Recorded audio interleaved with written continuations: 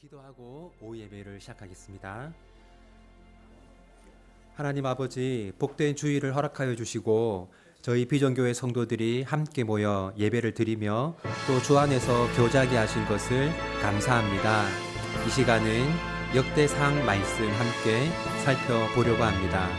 역사 가운데서 살아 일하시는 그 하나님을 저희가 이 시간 발견하고 깨닫고 올바르게 믿을 수 있도록 도와주십시오.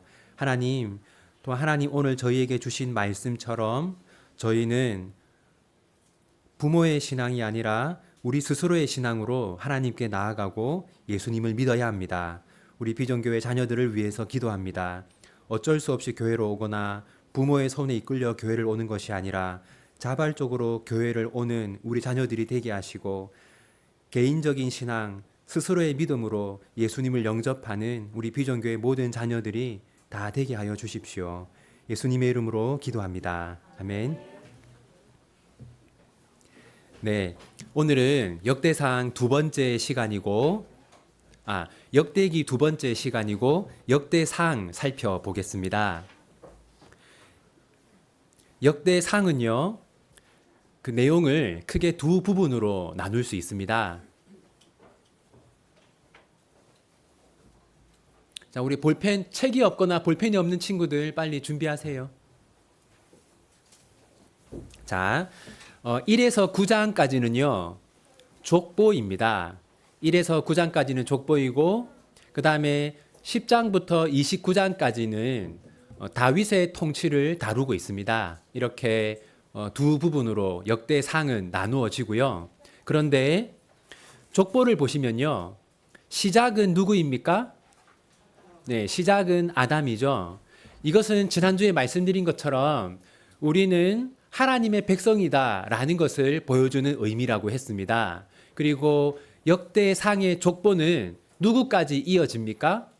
다윗까지 이어지죠. 그러니까 이 족보는 다윗을 소개하는 족보입니다. 그리고 10장부터 29장까지 무려 20장이 다윗에 관해서 다루고 있어요. 그래서 역대상의 주인공은 누구입니까? 네, 다윗입니다. 혹시 여러분 기억나십니까? 열왕기 상의 주인공은 누구라고 했어요? 기억하는 사람? 엘리야. 네, 여기 누가 답했는데 열왕기 상의 주인공은 엘리야. 열왕기 하의 주인공은 누구입니까? 네, 엘리사라고 했죠. 2번, 족보의 핵심 인물은 누구입니까? 네. 한번 같이 읽어보겠습니다. 다윗이 헤브론에서 낳은 아들들은 이러하니 맏아들은 암논이라 이스라엘 여인 아히노암의 소생이요 둘째는 다니엘이라 갈멜 여인 아비가일의 소생이요. 네, 이렇게 쭉 나오는데 이처럼 이 족보는요, 다윗을 반복하고 강조하고 있어요. 그 이유가 뭐냐면요, 자 여러분, 이스라엘이 남과 북으로 분단되지 않았습니까? 그리고 북이스라엘은 어느 나라로 끌려갔습니까? 아수르로 끌려갔죠. BC 722년에 아수르로 끌려갔습니다. 남유다는 어디로 끌려갔어요? 네, 바벨론으로 끌려갔죠. BC 586년에 바벨론으로 끌려갔어요. 바벨론으로 끌려가서 포로 생활을 몇 년을 했습니까? 70년을 했습니다. 여러분 보세요. 이제 그러면 70년 동안 이 예루살렘과 가나안 땅은 어떻게 되어 있었겠어요? 그렇죠. 예. 비어 있었고 돌보는 사람이 없었으니까 이렇게 예전에 살던 집은 다 무너지고 예전에 돌보던 논과 밭은 다 이렇게 황무지가 되어 있었겠죠. 여러분 그러니까 보세요. 이제 바벨론 70년을 마치고 고향으로 돌아왔는데 고향집이 이런 식으로 되어 있었던 겁니다. 그러면 그때 사람들이 어떤 생각을 했겠습니까? 너무 절망적이라는 생각을 하지 않았겠어요?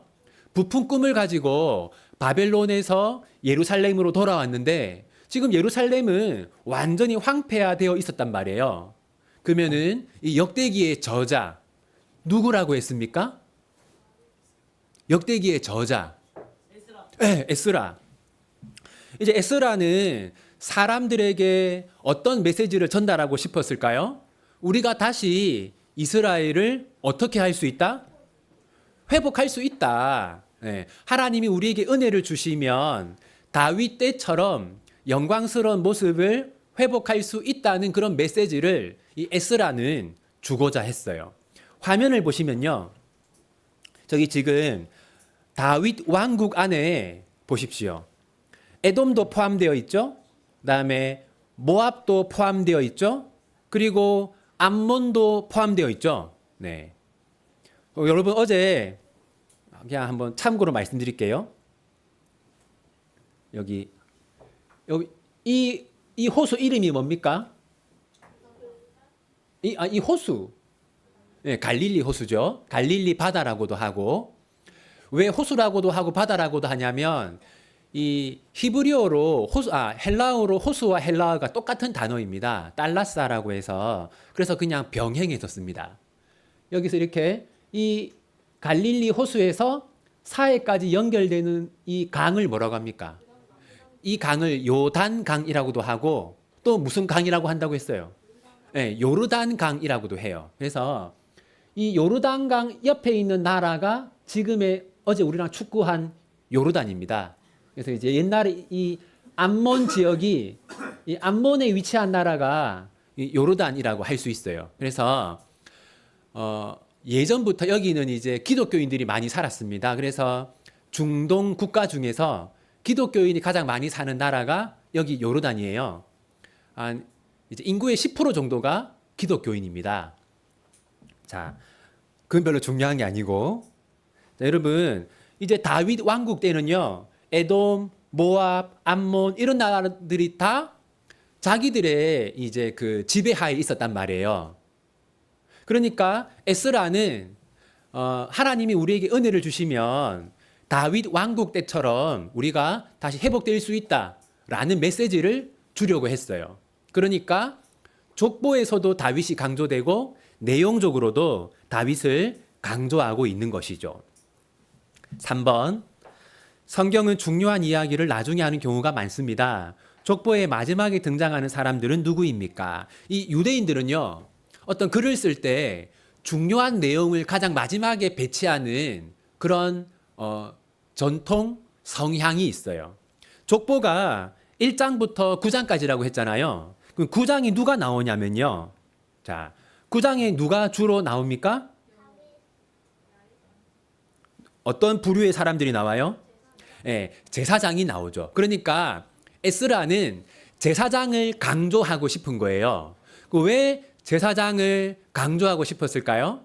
지금 다윗 때처럼 회복되려면 무엇을 잘 해야 할까요?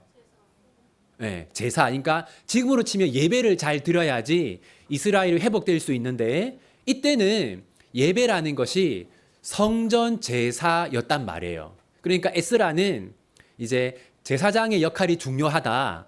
제사장의 역할을 강조함으로써 우리가 지금 무엇에 힘써야 하는지를 보여주고 있는 것이죠. 우리 친구들 지금 방학을 맞아서 집에서 시간을 보내는 경우가 많은데, 네, 게임이라든지 그런 헛된 거에 시간을 보내지 말고 좀 방학을 맞아서 성경을 좀 더 열심히 본다든지, 네, 여러분의 그 영적인 성장에 도움이 되는 일들에 좀 더 여러분 힘을 쓰기를 바랍니다. 그때 여러분에게 하나님의 은혜가 임한다고 저는 믿습니다. 자, 다음에 4번. 사울이 죽고 그 나라가 다윗에게 넘겨진 이유는 무엇입니까? 여러분, 사울이 블레셋과 전쟁을 하다가 죽습니다. 그래서 그 다음 왕으로 다윗이 세워지죠. 근데 성경은 여기에 대해서 이렇게 말합니다. 우리 화면을 보면서 같이 한번 읽겠습니다. 사울이 죽은 것은 여호와께 범죄하였기 때문이라. 그가 여호와의 말씀을 지키지 아니하고 또 신접한 자에게 가르치기를 청하고 여호와께 묻지 아니하였으므로 여호와께서 그를 죽이시고 그 나라를 이새의 아들 다윗에게 넘겨 주셨더라.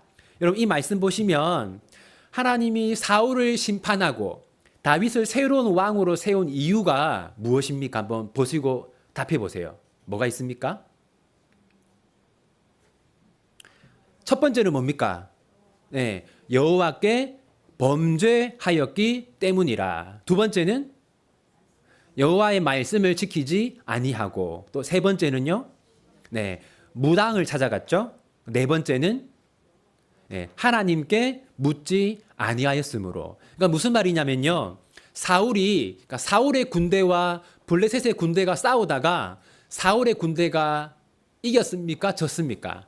졌단 말이에요. 근데 그것을 두고 군사력이 약해서 졌다 이렇게 말하지 않고, 다윗이 하나님을 올바르게 믿지 않았기 때문에 졌다 이렇게 말하고 있어요. 그러니까 여러분, 여기는 우리 주일학교 친구들도 여러분들이 국어, 영어, 수학 공부만 잘하면 여러분의 인생에 아무 문제가 없을 거다 그렇게 생각하시면 안 돼요. 물론 공부도 열심히 해야 하지만 여러분들과 하나님의 관계가 더 중요하다는 것을 꼭 기억하시기 바랍니다. 5번, 다윗이 하나님의 궤를 옮기는데 실패한 이유는 무엇입니까? 이 다윗이 왕이 되거든요. 다윗이 온 이스라엘의 왕이 되고 처음으로 한 일이 뭐냐면요, 법궤를 옮기는 겁니다. 법궤가 뭐냐면 이겁니다. 이게 이제 법궤입니다. 자, 근데 이제 이걸 법궤라고 하는 이유는 혹시 기억하십니까? 이 안에 중요한 거 세 가지가 들어있어요. 혹시 아시는 분?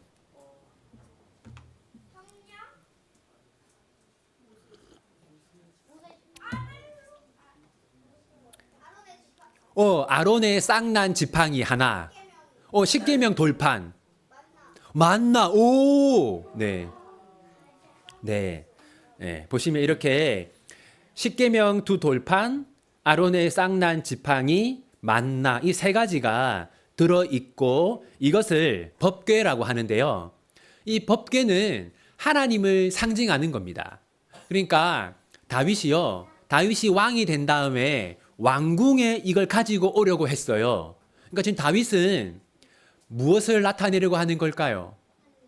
하나님이 이스라엘의 진짜 왕이다라는 것을 나타내기 위해서 하나님을 상징하는 법궤를 왕궁으로 가지고 온 겁니다. 여러분, 이런 찬송이 있어요. 문들아 머리 들어라, 들릴지어다 영원한 문들아. 이 노래 아시죠? 이 노래 보면 왕이 오고 있으니까 성문을 열어라, 이런 가사거든요. 바로 이게 이때를 말하는 겁니다. 다윗이 왕이 되고 법궤를 왕궁으로 가져오는 거. 그런데 여러분, 이거는 좋은 일입니까? 좋지 않은 일입니까? 네, 다윗은 하나님 앞에서 좋은 일을 하려고 했어요. 그런데 이때 끔찍한 일이 일어났습니다. 어떤 일이 일어났냐면, 자, 한번 읽어보겠습니다. 하나님의 궤를 새 수레에 싣고 아비나답의 집에서 나오는데 우사와 아이오는 수레를 몰며. 여러분, 자, 지금 이 법궤를 어디에 실었습니까? 수레에 실었죠. 그러니까 수레에 실어서 소가 끌게 했어요. 그 다음에 여기 우사라고 하는 사람이 있죠. 이 사람이 또 어떤 일을 했냐면요, 법궤를 손으로 만졌어요. 그런데 이것은 하나님의 말씀을 어기는 겁니다. 왜냐면요, 법궤는 반드시 레위인이 어깨로 지고 옮기게 되어 있어요. 그 다음에 절대로 법궤를 만지면 안 되게 돼 있습니다. 한번 읽어볼까요? 그러나 성물은 만지지 말라. 그들이 죽으리라. 회막 물건 중에서 이것들은 고앗 자손이 맬 것이며. 그러니까 여러분, 법궤는 누구만 만질 수 있어요? 네, 레위 지파 중에서 고앗 가문만 법궤를 이렇게 만질 수 있어요. 그 다음에 반드시 고앗 자손이 어깨로 메어서 법궤를 옮겨야 합니다. 그런데 지금 이 둘 다 어긴 거예요. 어깨로 메지 않고 수레에 실었고, 그리고 만지면 안 되는데 만졌죠. 이렇게 이 하나님을 상징하는 법궤를 마치 어떤 짐짝처럼 이 수레에 실어서 옮긴 겁니다. 예를 들면 우리가 이제 우리 비전교회에 중요한 손님이 온다. 그러면 우리가 어떻게 하겠습니까? 이제 우리 이장희 집사님 차가 제일 좋으니까 이장희 집사님 차를 이제 보내가지고 그 뒷자리에 태워서 오지 않겠습니까? 이제 트럭 짐칸에다가 우리가 실어오진 않잖아요. 근데 지금 마치 수레에다가 한 거예요. 자, 그래서 어떤 일이 일어나냐면 결국 우사라고 하는 사람이 죽습니다. 중요한 건 뭐냐면 다윗의 목적은 올바랐어요. 그런데 그 과정과 방법이 잘못되었던 것이죠. 네. 자, 그래서 다시 다윗이 두 번째는요, 이렇게 레위 지파 중에서 고핫 자손이 어깨에 메어서 이제 법궤를 이동하도록 합니다.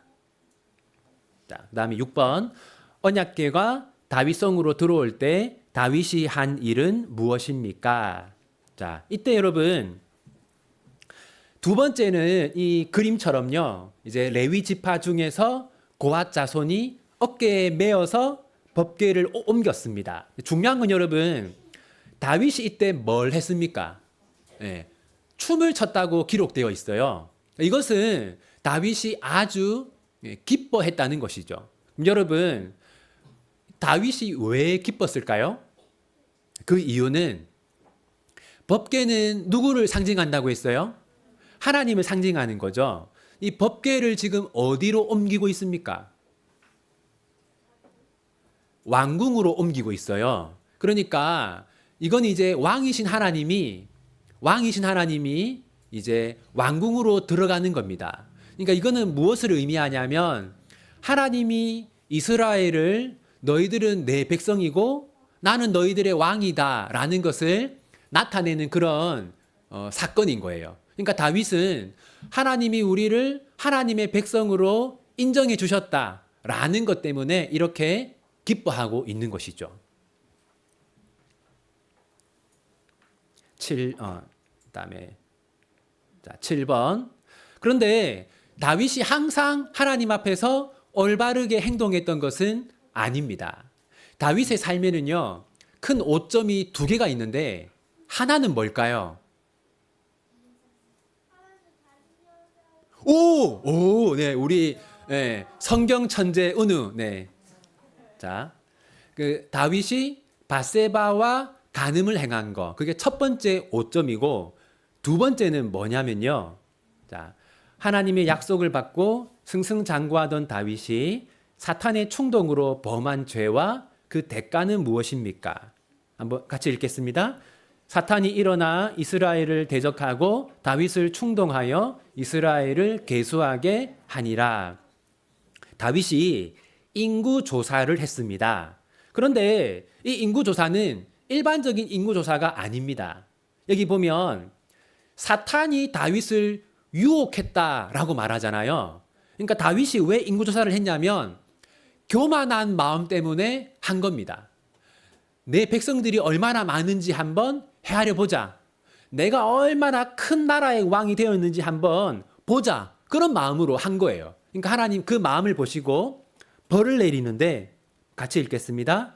이에 여호와께서 이스라엘 백성에게 전염병을 내리심에 이스라엘 백성 중에서 죽은 자가 7만 명이었더라. 이 다윗의 그 교만한 마음 때문에 몇 명이 죽었습니까? 무려 7만 명이 죽었어요. 그 다음에 이제 다윗이 이 일로 인해서 하나님 앞에서 자기 죄를 회개합니다. 자기 죄를 회개하고 그 다음으로 한 일이 뭐냐면요. 우리 같이 한번 읽겠습니다. 다윗이 명령하여 이스라엘 땅에 거류하는 이방 사람을 모으고 석수를 시켜 하나님의 성전을 건축할 돌을 다듬게 하고, 죄를 뉘우친 다윗이 그 다음으로 준비한 게 뭡니까? 성전을 건축할 준비를 했어요. 성전은 누가 본격적으로 지었습니까? 솔로몬이 지었죠. 하지만 성전을 건축할 준비는 다윗이 했습니다. 그리고 또 다윗이 어떤 사람들을 모았습니까? 모든 방백과 제사장과 레위 사람을 모았죠. 그러니까 이전에는 이 제사장들이 많이 흩어져 있었어요. 왜냐하면 이때는 성전이 없었기 때문에. 근데 이제 성전을 만들 것이기 때문에 흩어져 있는 제사장과 레위 사람들을 모은 겁니다. 그러니까 여러분, 다윗이 자기 죄를 깨닫고 난 다음에 그 다음에 힘쓴 게 뭡니까? 예배에 힘썼다는 것을 알 수 있어요. 9번, 다윗이 솔로몬에게 남긴 유언은 무엇입니까? 다윗이 죽기 전에 솔로몬에게 유언을 남기는데 중요한 게 뭐냐면요. 자, 여기 보면 다윗 첫 번째 유언이 뭡니까? 하나님을 어떻게 해라? 네. 하나님을 잘 섬겨라. 이게 이제 첫 번째 유언. 두 번째 유언은 뭡니까? 두 번째 유언은 성전을 잘 지어라. 네. 그 다음에 세 번째는 강하고 담대하게 이 일을 행하라. 무슨 말이냐면 성전을 짓는데 아무리 큰 어려움이 있어도 절대로 포기하지 마라. 그러니까 핵심은 다윗이 솔로몬에게 남긴 유언은 뭐냐면 성전을 잘 지어야 한다라는 게 다윗의 유언의 핵심이라는 걸 알 수 있어요. 이걸 바꾸어 말하면 다윗이 솔로몬에게 어떤 유언을 남긴 겁니까? 성전은 무엇을 하는 장소입니까? 예배를 드리는 장소잖아요. 그러니까 다윗이 솔로몬에게 어떤 유언을 남긴 거예요? 네. 솔로몬아, 내가 죽고 나서 너는 무엇을 잘 하는 사람이 되어야 한다? 예배를 잘 드리는 사람이 되어야 한다. 라는 유언을 남긴 것이죠. 자, 이제 마지막으로 여러분, 역대상에서 우리가 볼 수 있는 예수님 무엇이냐면, 우리 같이 읽겠습니다. 내 생명의 연한이 차서 내가 조상들에게로 돌아가면 내가 내 뒤에 내 씨 곧 내 아들 중 하나를 세우고 그 나라를 견고하게 하리니. 이 말씀을요, 다윗 언약이라고 합니다. 다윗 언약. 무슨 말이냐면 다윗의 후손 가운데 이 견고한 나라를 세우는 왕이 등장한다는 거예요. 그래서 이때부터 유대인들은요, 항상 다윗의 후손이 오기를 기다리고 있었어요. 이 다윗의 후손이 누굽니까? 예수님이죠. 그래서 무리가 예수님을 보고 뭐라고 했냐면, 무리가 다 놀라 이르되 이는 다윗의 자손이 아니냐 하니. 그러니까 역대상에서 하나님은 다윗의 자손을 약속했고 그 다윗의 자손은 예수님이었다라는 것을 알 수 있습니다. 우리 역대상을 통해서 알 수 있는 건 뭐냐면요. 자, 여러분, 오늘 우리 역대상을 보면 예배가 아주 강조되는 것을 알 수 있습니다. 지금 바벨론에서 다시 이제 예루살렘으로 돌아왔단 말이에요. 예루살렘은 어땠습니까? 아주 황폐하게 되어 있었잖아요. 그런데 그때 유대인들이 어떤 일을 했습니까? 성전을 재건하는 일을 했어요. 그러니까 무슨 말입니까? 예배를 통해서 우리의 삶이 회복된다는 것을 알 수 있습니다. 오늘 우리 3구역, 구역 모임을 하면서도 얘기했는데 우리 가정 예배를 회복해야 된다. 그런 얘기를 나누었습니다. 우리의 가정은 예배를 통해서 회복된다는 것을 꼭 기억하시기 바랍니다. 가정 예배를 꼭 하시는 여러분 되기를 바라고, 두 번째, 다윗이 범죄한 다음에 어떤 일을 했습니까? 성전 지을 준비를 했죠. 성전은 예배를 상징하지 않습니까? 그래서 다윗은 성전을 지으면서 하나님의 용서를 구했다는 것을 알 수 있습니다. 그래서 여러분, 우리는 예배를 통해서 우리의 죄를 발견하고 또 예배 시간에 우리의 죄를 하나님께 자백합니다. 그러니까 예배는요, 하나님이 우리를 용서하시는 시간이라고 할 수 있어요. 그리고 세 번째는 다윗이 솔로몬에게 남긴 유언의 핵심이 뭡니까?